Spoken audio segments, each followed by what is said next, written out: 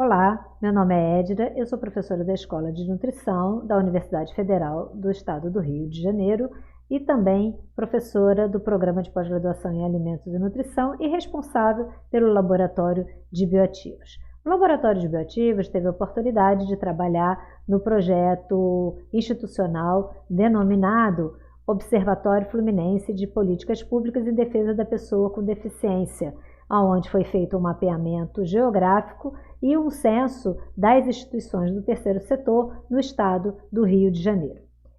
Neste projeto foram selecionados 6 pesquisadores da nossa instituição, eu fui uma das selecionadas, e cada pesquisador tinha a oportunidade de construir uma equipe com discentes dos cursos de graduação e pós-graduação da nossa instituição. Eu tive a oportunidade de trabalhar na minha equipe alunos dos cursos de educação, do curso de pedagogia, da escola de educação, da escola de enfermagem e do curso de engenharia de produção, e nós desenvolvemos o projeto com o objetivo de coletar os dados que nos foram solicitados e também, a partir desses dados, desenvolver uma reflexão no que diz respeito das ações do terceiro setor na inclusão, e essa coletânea de informações que nós trazemos hoje aqui para conversar com vocês. Quando a gente fala de inclusão, obviamente a gente fala de um termo que envolve cidadania e democracia, onde o indivíduo tenha o direito à sua identidade cultural, o direito à sua inclusão social e também o direito de participação política. Nessa perspectiva, nós vamos aqui trabalhar com uma reflexão no que diz respeito à inclusão social. Quando a gente fala de inclusão, nós estamos falando de 2 ramos que são de extrema relevância quando se trata dessa temática inclusiva, a saúde e a educação. No que diz respeito à saúde,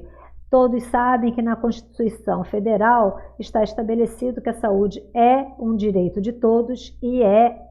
dever do Estado. Nessa perspectiva, nós também sabemos que há uma cultura no nosso país quanto à assistência aos portadores de deficiência, independente se ela é física, auditiva, visual, intelectual ou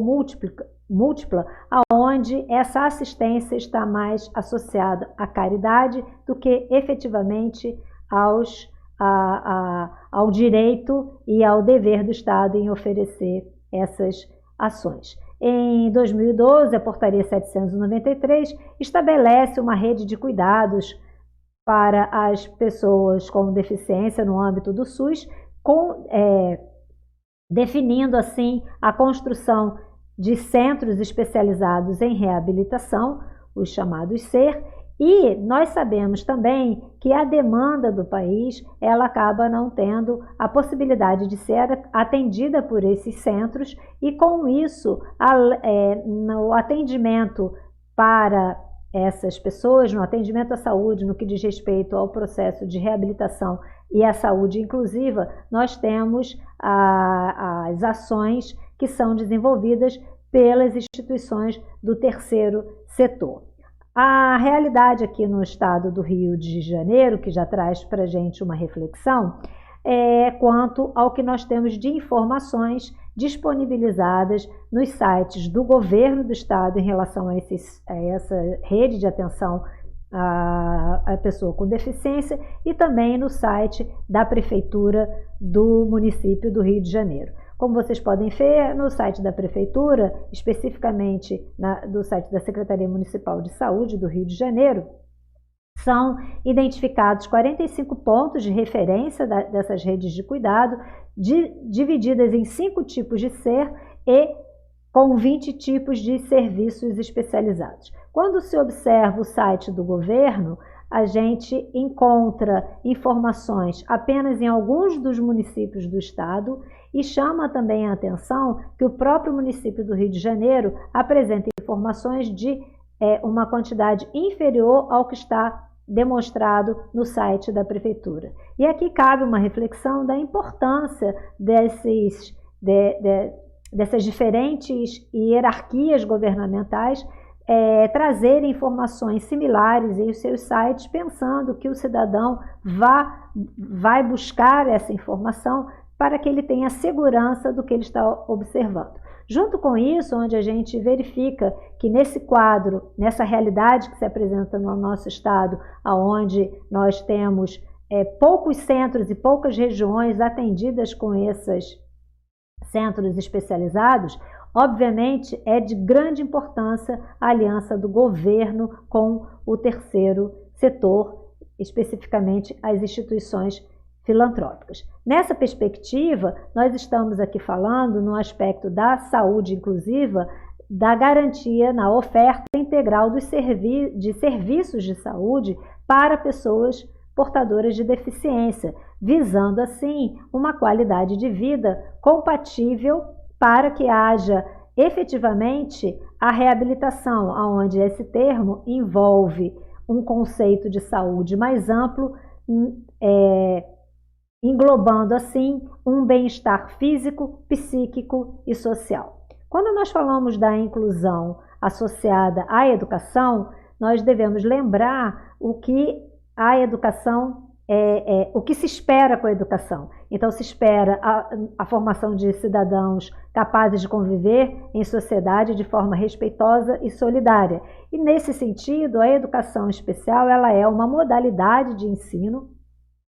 para educandos com deficiência e que está estabelecido na legislação que ela é oferecida preferencialmente pela rede regular, mas que também pode ocorrer em ambientes especializados. Cabe aqui recordar também que a educação especial é um dever do poder público, e o poder público presta esse serviço oferecendo a educação a esses indivíduos a partir de escolas comuns, essa prestação de serviço dentro das escolas comuns, das escolas públicas, como também o repasse de recursos para as instituições filantrópicas, instituições do terceiro setor. Observando aqui uma comparação do Plano Nacional de Educação estabelecido no Projeto-Lei em 2010 e estabelecido no Projeto-Lei em 2014, que corresponde ao PNE até 2024, a gente observa que em 2014 ele estabelece que esse atendimento educacional especializado deve ser feito preferencialmente na rede regular de ensino, com a garantia de sistema educacional inclusivo, de salas de recursos multifuncionais, classes, escolas ou serviços especializados públicos ou conveniados. Ressaltando aqui o aspecto das salas de recursos multifuncionais, ou seja, de um espaço que não é simplesmente colocar os indivíduos em salas comuns, mas que essas escolas estejam preparadas para isso. E aqui cabe também chamar a atenção que a Lei Brasileira de Inclusão de Pessoa com Deficiência, o chamado Estatuto de Pessoa com Deficiência, só foi estabelecido no nosso país em 2015. Quando a gente chama a atenção ao aspecto relacionado à preocupação de não ter apenas o serviço, a educação especial associada à prestação de serviço nas escolas comuns, e imaginando a educação inclusiva apenas de alocar os indivíduos nas salas comuns, sem pensar nos espaços especializados para isso, a gente observa aqui a realidade no nosso estado, onde nos últimos anos, visto ali na figura 1, houve obviamente um aumento de alunos matriculados em classes comuns no Brasil, mas em contrapartida também é observado em período similar uma redução significativa das classes especiais, escolas especializadas. E aí aqui também cabe uma reflexão até que ponto nós estamos efetivamente ofertando para essas crianças uma educação, para essas crianças e jovens, uma educação inclusiva, considerando que já foi mencionado na literatura que as escolas comuns brasileiras ainda não estão preparadas para oferecer uma verdadeira educação inclusiva, que não é simplesmente alocar esses indivíduos em salas comuns. Também cabe aqui chamar a atenção quanto ao repasse financeiro associado ao Fundeb, que vem reduzindo nos últimos anos para o nosso Estado, e lembrando que essa verba é a verba que garante o repasse para as instituições do terceiro setor. Então, obviamente, isso impacta nas ações dessas instituições, e nós aqui já vimos que é de extrema importância que essa aliança do governo com essas instituições seja fortalecida para que esses indivíduos possam ter efetivamente uma eficácia nos seus atendimentos, envolvendo não só a saúde inclusiva, como a própria educação inclusiva. Cabe aqui mencionar que em 2015 o senador Romário apresentou um projeto de lei que ainda está em tramitação, que visa justamente minimizar o descaso do poder público às instituições filantrópicas, uniformizando e regularizando esses repasses financeiros para as ações dessas instituições. Importante também deixar claro a importância, né, da transparência quanto à aplicação dessas verbas públicas nessas ações da educação especial, aonde a literatura aqui mostra que efetivamente esses valores acabam não sendo acabam não sendo apresentados, e o fato dessa transparência não existir também dificulta as ações, porque os questionamentos acabam sendo feitos em função de uma relação da presença de recurso ou de uma má aplicação do recurso disponibilizado. Então, dentro dessas reflexões que foram feitas pela nossa equipe, chega-se à conclusão que, obviamente, é de extrema importância essa aliança do governo com o terceiro setor para que possa efetivamente dar uma garantia da eficiência, da eficácia da educação especial, considerando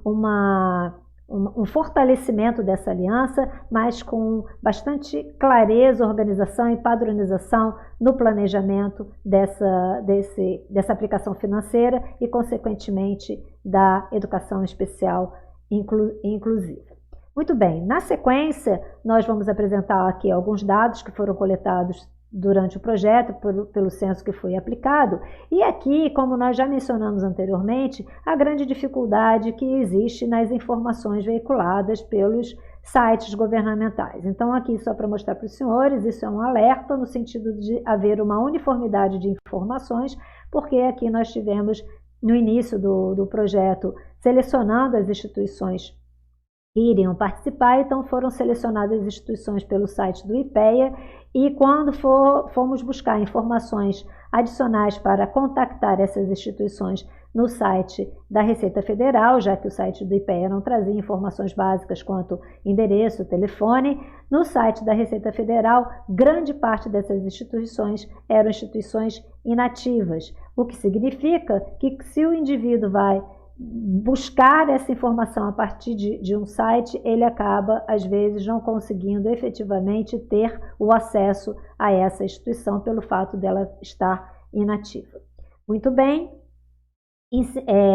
nós tivemos 98 instituições contactadas por esse censo, nem todas participaram nem todas tiveram interesse em participar do censo que foi aplicado, e aqui a gente apresenta algumas informações para reflexão. A primeira informação que a gente traz aqui é em relação ao público atendido. Então, a gente observa que existem muitas cidades e regiões do nosso estado, obviamente das instituições que participaram, que não são atendidos, não possuem, né, por não atenderem todo o público portador de deficiência, acaba que nós temos regiões que são carentes desse atendimento. E isso, obviamente, impacta no setor público, e ainda lembrando que nós temos também um número reduzido das SER para esse tipo de atendimento. Aqui nós observamos um quantitativo de atendimentos realizados por essas instituições, algumas com um quantitativo bem significativo de atendimento, outros com quantitativo bem reduzido, e também cabe aqui um questionamento, uma reflexão, se esse quantitativo reduzido está associado à falta de demanda ou se está associado à falta de estrutura por falta de apoio, de suporte financeiro. São questões que nós não conseguimos responder com esse censo, mas que nós acreditamos serem importantes para definições de continuidade de um trabalho. Aqui também foi interessante observar o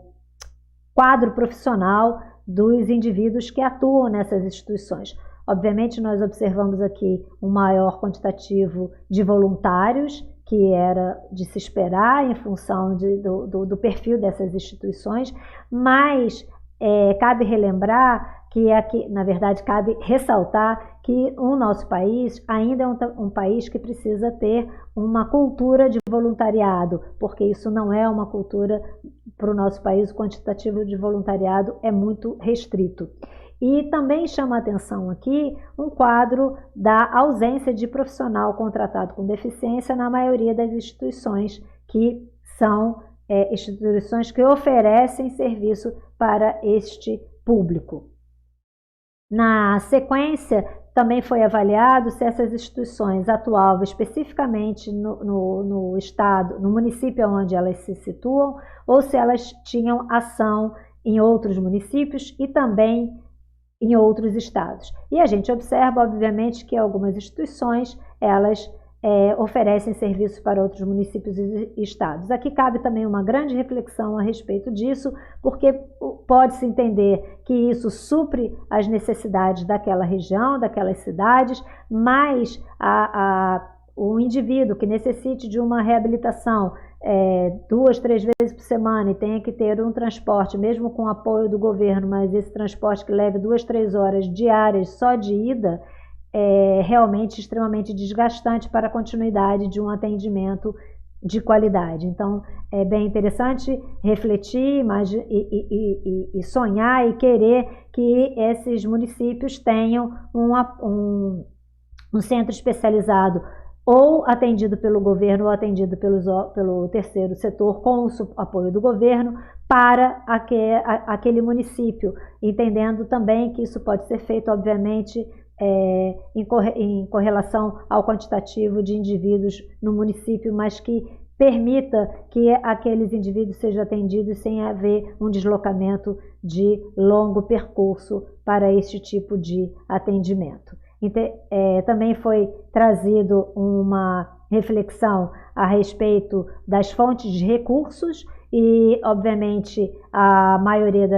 da fonte de recursos financeiros dessas instituições é proveniente de doações e observa-se que uma grande parte dessas instituições não recebe um suporte de verbas públicas. Então, nesse sentido, cabe aqui realmente uma reflexão para que haja um repasse de tal maneira que haja um apoio a essas instituições que trabalham com seriedade na atenção ao cidadão. Na sequência, também é interessante a gente falar a respeito da forma como essas instituições utilizam, né, as suas práticas de marketing.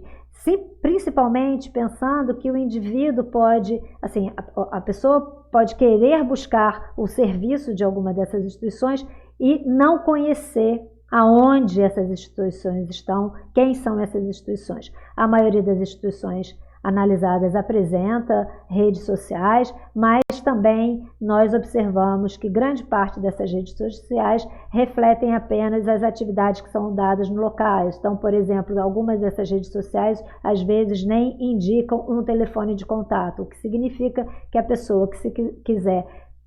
ter um contato direto com a instituição para começar uma atividade, ela acaba sendo limitada. Então, isso é algo também bastante interessante de se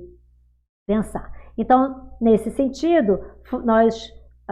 observamos que é importante essa aliança do governo com as instituições do terceiro setor, o fortalecimento dessas instituições do terceiro setor no sentido do apoio ao governo para que possa ser efetivamente ofertado a todos os cidadãos o direito de um serviço de saúde especializado e também uma educação especial inclusiva, mas também é de extrema importância que haja uma transparência e uma coerência e um planejamento na distribuição equilibrada desses recursos financeiros.